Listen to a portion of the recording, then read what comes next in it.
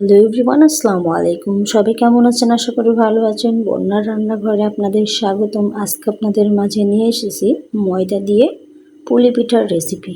এখানে নারিকেলটা ভেঙে কুড়ে নিয়েছি। এখানে পুরটা রেডি করে নিচ্ছি। নতুন বন্ধু যারা আমার ভিডিওটি দেখছেন, আমার চ্যানেলটি সাবস্ক্রাইব করে পাশে থাকবেন এবং বেল বাটনটা অন করে রাখবেন। ভিডিওটি ভালো লাগলে শেয়ার করতে ভুলবেন না। পুরটা আর একটু নেড়ে চেড়ে নিব। আমরা অনেকেই মনে করি আতপ চাল বাদে পিঠা হয় না। আমরা ময়দা দিয়েও খুব সুন্দর মচমচে পিঠা তৈরি করে নিতে পারি।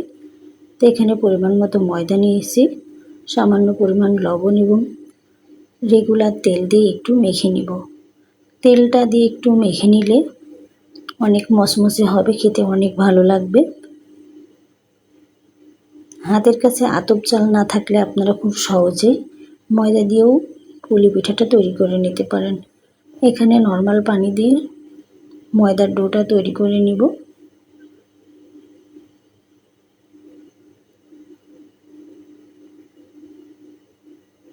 এখানে একটা রুটি তৈরি করে নিচ্ছি, নিয়ে একটা গ্লাস বা কুকি কাটারের সাহায্যে লিচিগুলো কেটে নিব।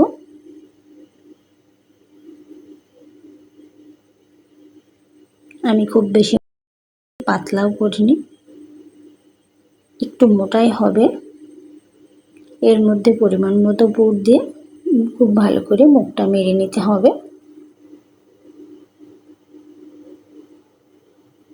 ময়দা তো আমাদের বাসায় সব সময় থাকে।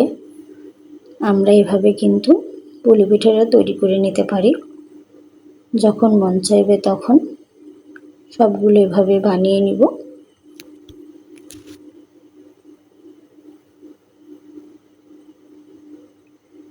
সবগুলো বানিয়ে নিয়েছি, এখন এগুলো ভেজে নেব। একটা পাত্রে পরিমাণ মতো তেল গরম করে নিয়ে পিঠাগুলো দিয়ে উল্টে পাল্টে ভেজে নেব। দেখুন কতটা ফুলে উঠছে। ময়দা দিয়ে এই পিঠাগুলো দারুণ মচমচে হয়, খেতে অনেক ভালো লাগে।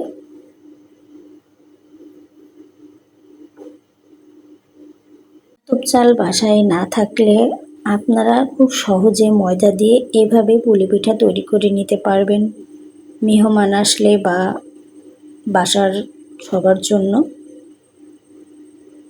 তেল দেওয়ার কারণে অনেক মচমচে হয়, দেখে বুঝতে পারছেন কতটা ফুলে উঠছে। এটা আপনারা এভাবে ছোট করে তৈরি করে নিতে পারেন বা বড় সাইজের করেও বানাতে পারেন। ভাজা হয়ে গেছে, দেখুন কতটা লোভনীয় হয়েছে। ঝটপট করে আপনারাও তৈরি করে নিতে পারবেন ময়দা দিয়ে পুলি পিঠা। সবাই ভালো থাকবেন। আল্লাহ হাফেজ।